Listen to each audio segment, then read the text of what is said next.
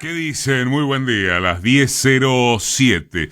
Me acuerdo, debe ser justo un mes, cuando el índice de inflación dio 7,7, que se auguraba como el pico de los picos, para que ahora haya sucumbido ante el 8,4, y uno decía algo así como: después de semejante número, ¿qué importa del resto? ¿Quién le presta atención al resto? Que en todo caso también lo incluye, ¿no? Me refiero al impacto en el mundo politizado. Esto es, en la sociedad en su conjunto o en su mayoría, en el mundo popular. ¿Cuánto tiene de noticia el 8,4, o el 8 y pico, o el 7 y pico? Si la noticia está todos los días en el bolsillo, para usar un lugar común. Incluso a costa de días, como por ejemplo el de ayer, en el que simultáneamente hubo una muy buena noticia, como lo es, sin la más mínima duda, la soldadura de los últimos caños del primer tramo del gasoducto Néstor Kirchner, que es un notición hacia futuro incluso de corto plazo. Pero claro, en medio del resto noticioso, sumado a que este gobierno, como es habitual, no sabe comunicar nada, ni siquiera las buenas noticias, más que el resto las ignora, pasó.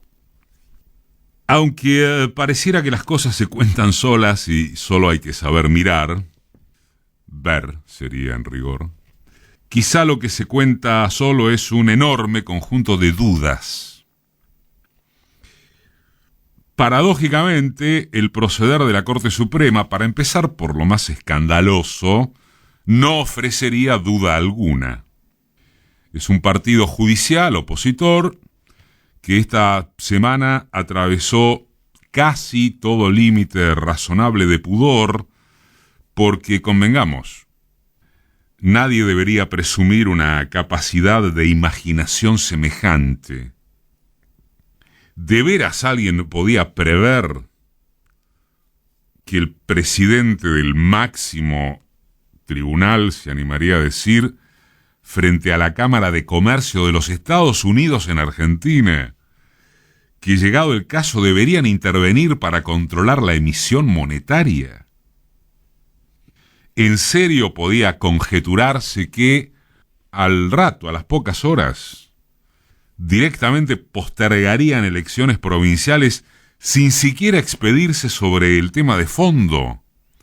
Porque eso deberá esperar hasta que se les ocurra a sus zonas bajas. Aclaración, si hiciere falta. Los textos constitucionales de San Juan y Tucumán, según la inmensa mayoría, por no decir la totalidad de especialistas consultados, indican que fueron temerarias, de mínima, las candidaturas de Sergio Uñac y Juan Mansur. Pero es pornográfico, es joda, que la Corte las impugne a 5 días de votar. Luego, suponiendo que, como definió Mario Weinfeld, cabe esperar cualquier cosa de estos chicaneros de guante blanco, el colega fue asaz elegante, ¿verdad? Porque chicaneros es un adjetivo módico. ¿Acaso no rige la duda sobre qué hacer efectivamente con ese cuerpo judicial, con la Corte, que ni siquiera se expresó, avanzó, intervino, mostró gestos ante un intento de magnicidio? La Corte que echó a su administrador general porque se metía en andanzas inconfesables. de precisamente la gestión económica y de la obra social de la Corte. Una Corte con un miembro como Carlos Rosenkrantz.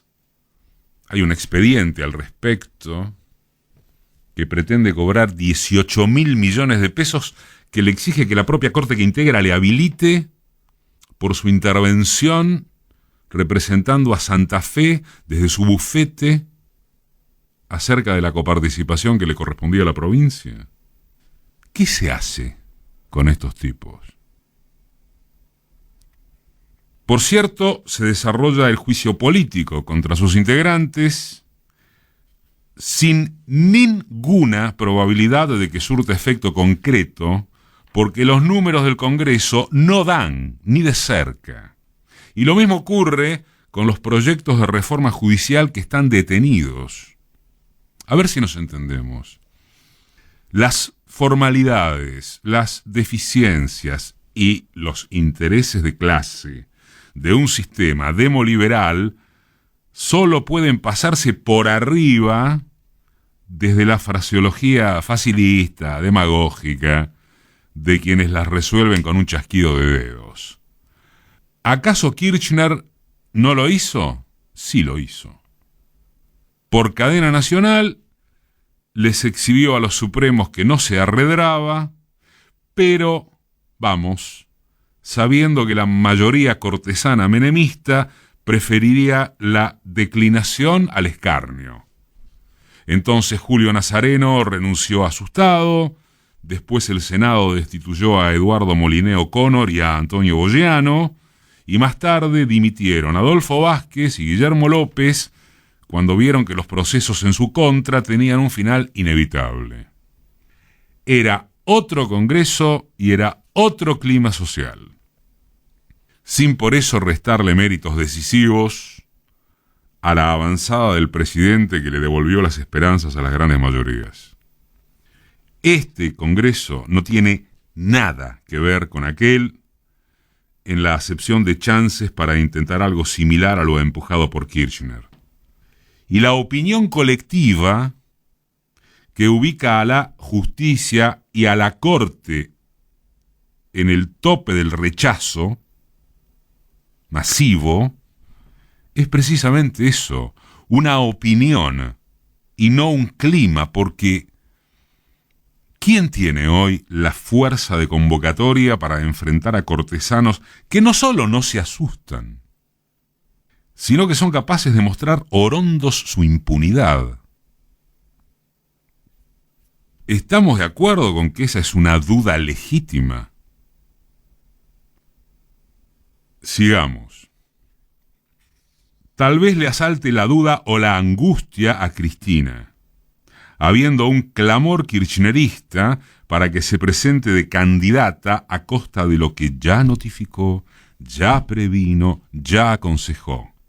No solamente debería volver sobre sus pasos en cuanto a que jamás le regalará a la oposición el divertimento de herir con la condenada, sino que también tendría que desandar lo dicho, en primer lugar por ella misma, sobre su condición de proscripta. Que con Cristina nunca se sabe es un argumento válido, o atendible. Y lo es, asimismo, y para reiterar, que es persona de una sola pieza y que no tiene antecedentes, ni uno, de haber retrocedido sobre sus anuncios. Ahora sí hay en marcha un clamor kirchnerista que por el momento fue más declamatorio que movilizado. La manifestación reclamada para dentro de pocos días, el 25 de mayo, que requiere de una logística inmensa para hacer estallar la 9 de julio, necesita que ella asista y comunique algo que ordene de una vez o que empiece a ordenar un panorama oficialista que es dramático. ¿Lo hará? Y si lo hace, ¿qué pasaría si el anuncio no se condice con las expectativas de una multitud. Y además, Cristina candidata, ¿es el seguro de ganar o de perder por menos? Ese es otro debate que asalta hoy a los cálculos de las mesas kirchneristas. Y si no fuera lo primero, ¿de perder por menos contra quién? ¿Contra la ensalada o la payasada cambiemita que sigue haciendo dudar al establishment de aquí y a los factores de poder internacionales acerca de qué les conviene, siendo que no tienen liderazgo? ¿No será por si fuera poco que se sobreestima la importancia argentina en el tablero global? Macri ya fue. Le interesa desgastar a Larreta como único objetivo y corren versiones de que rompería para irse con los liberfachos. Larreta tiene aparato y plata, pero no termina de convencer como conductor del espacio de derecha palomístico, llamémosle, porque Larreta está encerrado entre endurecer el discurso antipopulista con que lo corre la comandante Pato para ganarle las primarias y después tener que mudarse al centro para ganar las generales. Y a Bullshit o a Fanta Naranja le da el carisma castrense, pero no el aparato ni la plata.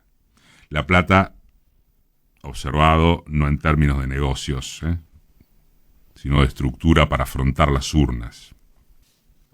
Duda Sergio Massa, o se duda de él, salvo para advertir que si no es Cristina, es él, pero sin paso, sin competencia en las pasos. Con el índice inflacionario renovadamente disparado y sin visos de bajar en lo que resta del camino electoral, al contrario, ¿le alcanzaría a Massa con la imagen de haber evitado el estallido financiero? ¿Le bastaría con que el fondo le adelante los desembolsos de todo el año a cambio de una devaluación que a su vez sería un suicidio electoral por su inmediato traslado a precios?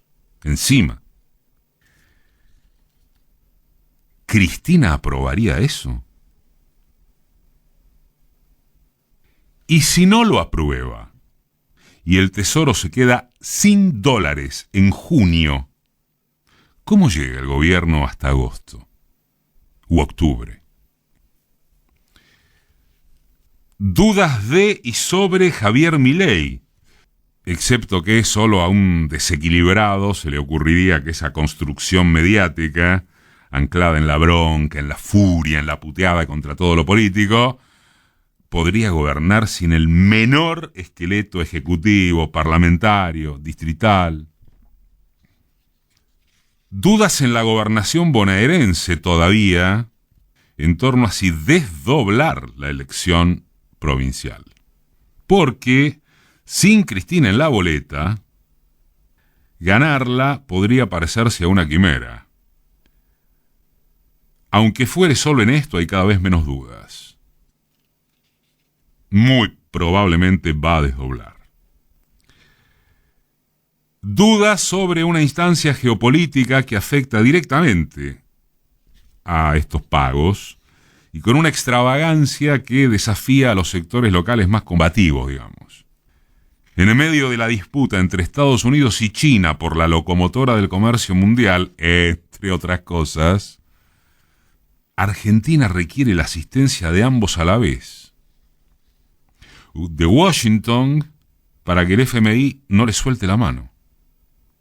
Y de Beijing para la coyuntura de reemplazar dólares con la moneda de los chinos y para la proyección de inversiones claves.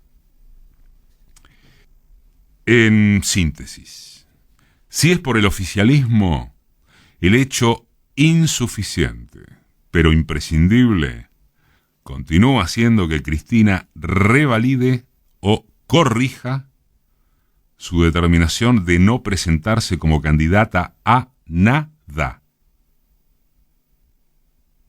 La separación en sílabas es la que hizo ella. Mientras eso no suceda, evidentemente no hay melones que puedan acomodarse. Su prédica para que ante todo se acuerde un programa de gobierno y de país, incluyendo a la parte sensata que quedara en la oposición, debiera ser en efecto lo primero, pero no es lo primero. Porque la única persona, la única figura política capaz de reintroducir entusiasmo en un sector de la sociedad es Cristina.